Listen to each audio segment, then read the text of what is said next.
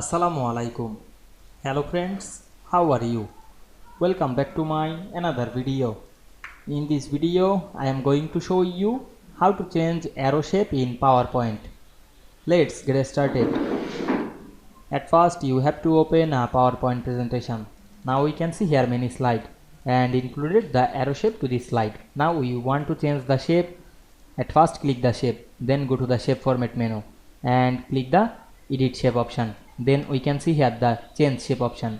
You can change the arrow shape to make another arrow. Now I am select the straight right arrow. Otherwise you can change another shape. You can change the shape the chevron arrow.